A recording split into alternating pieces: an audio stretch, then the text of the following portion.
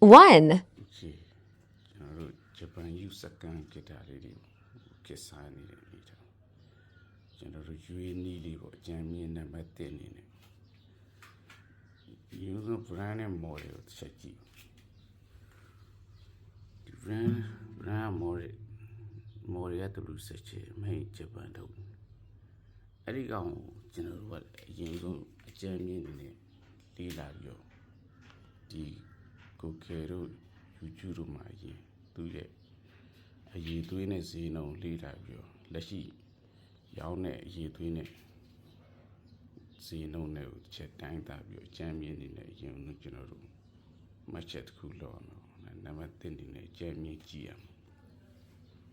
အဲ့လိုကြည့်ပြီးတော့မှဈေးနှုန်းနဲ့အကြမ်းမြင့်နေတယ်ဆုံးဖြတ်ရမှာပေါ့အဲ့နံပါတ်1ချက်နေတယ်